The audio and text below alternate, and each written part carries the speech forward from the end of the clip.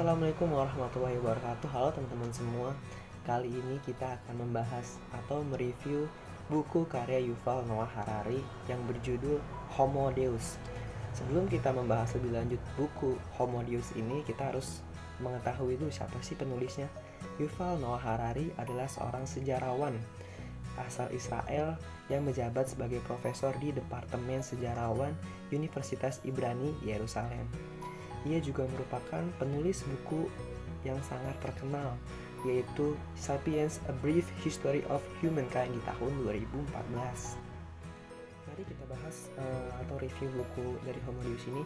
Pada bagian awal pertama buku dalam subbab The New Agenda, manusia telah berhasil melakukan hal yang sangat mustahil, yaitu mengendalikan kelaparan, wabah, dan juga perang, yang mana pada masa lalu, beberapa abad yang lalu, itu merupakan sebuah masalah yang sangat penting, yang sangat sulit gitu untuk dihadapi manusia. Namun di zaman sekarang justru lebih banyak orang yang meninggal karena terlalu banyak makan daripada yang terlalu sedikit makan.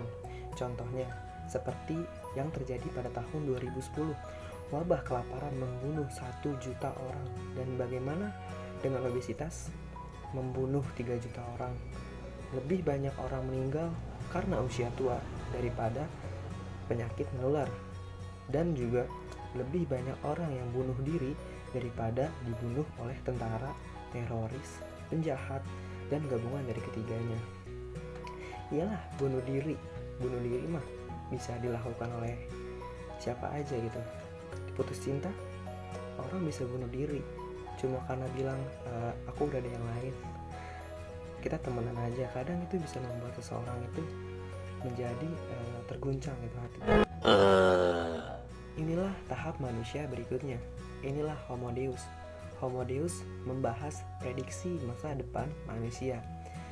3 hal penting yang dibahas Harari dalam Homo Deus ini adalah humanisme, kekuatan data, manusia super. Pembahasan Harari ini memadukan antara sains, sejarah, filsafat, ilmu pengetahuan, dan teknologi. Harari menunjukkan visi masa depan manusia yang mana manusia akan tergantikan oleh mesin atas dasar kebebasan humanisme dan individualisme. Waktu beberapa ratus tahun ini, perkembangan teknologi, ekonomi, politik telah menciptakan jaringan pengaman yang semakin kuat, yang memisahkan umat manusia dari garis kemelaratan biologis. Kelaparan massal masih melanda dari waktu ke waktu, tetapi itu semua pengecualian, hampir selalu disebabkan oleh politik manusia ketimbang bencana. Tidak ada bencana kelaparan alamiah, yang ada hanya kelaparan politik. Jika orang-orang di Suriah, di Sudan, di Somalia mati karena kelaparan, itu disebabkan karena sebagian politisi menginginkannya. Bagian pertama buku ini membahas hubungan antara sapiens dengan spesies lainnya yang berupaya untuk memahami keistimewaan Homo sapiens dibanding spesies lainnya, bahwa Homo sapiens adalah spesies yang paling kuat yang mampu bertahan hidup di dunia, dan perbedaan antara manusia dengan semua binatang lainnya, serta bagaimana manusia mampu menaklukkan dunia. Antroposen atau zaman kemanusiaan. Karena sepanjang milenium ini, Homo sapiens telah menjadi agen tunggal paling penting dalam mengubah ekologi global. Spesies kera yang satu ini telah berhasil dalam 70.000 tahun mengubah ekosistem global dengan cara radikal dan belum pernah terjadi sebelumnya. Sayangnya, manusia bisa menyebabkan penderitaan hebat pada binatang ternak dengan berbagai cara, bahkan saat memastikan daya tahan hidup dan reproduksinya. Mereka mengunci binatang-binatang dalam kandang-kandang mini, memutilasi gading mereka, lalu memisahkan ibu dari anaknya, dan secara selektif membiarkan yang unggul. Binatang-binatang sangat menderita, tapi mereka tetap hidup dan berbiak. Manusia lebih berkuasa dibanding Tuhan. Manusia juga beranggapan bahwa ilmu pengetahuan dan teknologi lebih menjanjikan suatu kepastian nyata daripada doa dan memuji-muji Tuhan. Meskipun ilmu pengetahuan dan teknologi yang dikembangkan oleh manusia, seringkali dampaknya merusak dunia yang rapuh ini.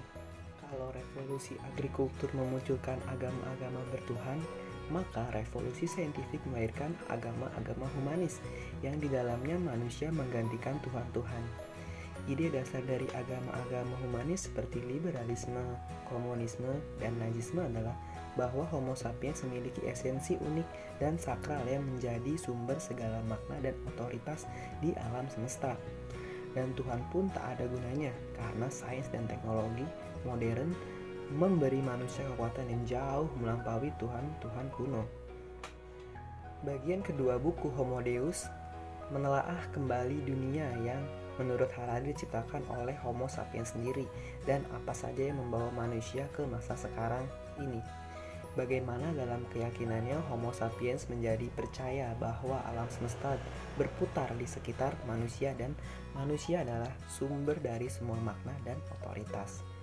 Harari membahas tentang agama, bagaimana agama itu hanyalah fiksi yang dipercayai oleh banyak orang, sehingga menjadi penuntun hidup dan manfaat agama sebagaimana yang dituliskannya. Itu tidak dapat dirasakan secara real. Berbeda dengan pertumbuhan ekonomi, kapitalisme, dan materialisme yang dianggap bisa menyelesaikan masalah secara nyata. Tentang humanisme, bagaimana manusia menyembah manusia lain, manusia mentuhankan manusia, atau mendewakan manusia. Inilah pokok bahasan pada bagian ini. Dunia sebenarnya tidak memiliki makna. Manusialah yang memiliki esensi unik dan sakral yang menjadi sumber segala makna dan otoritas di alam semesta sehingga kita ada di dunia yang kita kenal saat ini. Begitulah yang dipaparkan di bagian ini. Salah satu analogi Harari yang menyamakan Fir'aun dengan Elvis Presley. Manusia dahulu memuja Fir'aun sebagai Tuhan. Ternyata ribuan tahun sesudahnya, setelah Fir'aun, manusia masih melakukan hal yang kurang lebih sama dengan pemujaan terhadap manusia, seperti bintang pop, idola, politik kesayangan, tokoh politik kesayangan. Teknologi dan media sosial saat ini bahkan memungkinkan manusia untuk mengikuti gerak-gerik idolanya tiap saat, dan kecenderungan pemujaan dan pemaknaan terhadap idola mereka pun meningkat seiring aktivitas pemujaan tersebut. Lalu bagian 3 dari buku ini menelaah kembali hal-hal yang akan terjadi pada awal abad ke-21 berdasarkan pemahaman yang lebih jauh tentang umat manusia dan keyakinan manusia. Semuanya akan menggambarkan keadaan kita saat ini dan kemungkinan di masa depan. Pencarian keabadian, kebahagiaan, keilahian mengguncang fondasi keyakinan kita dalam kemanusiaan. Dijelaskan pula bagaimana bioteknologi dan kecerdasan artifisial mengancam humanisme. Kedokteran abad ke-20 bertujuan untuk menyembuhkan orang sakit, sedangkan kedokteran abad ke-21 bertujuan untuk memperbarui orang sakit. Contohnya, ketika orang tua tergerak memberikan suplemen untuk membuat anak menjadi lebih pintar, bahkan jenius, kemudian merasa resah jika anak-anaknya tidak diberi suplemen-suplemen itu dan anaknya akan tertinggal dibanding anak-anak lainnya. Intinya manusia berlomba-lomba menjadi yang terbaik, terhebat, teratas, terdepan bagaimanapun cara. Akhir buku ini menjabarkan prediksi Harari bahwa manusia sedang menuju fase kehancuran sebab manusialah yang membuat dan menjadi sumber permasalahan ini nantinya. Semua yang diuraikan pada buku ini harus dilihat sebagai kemungkinan-kemungkinan di masa depan, bukan sebagai risalah-risalah. Kita diajak berpikir dan berperilaku dengan cara baru agar kemungkinan-kemungkinan tertentu di sini menjadi nyata.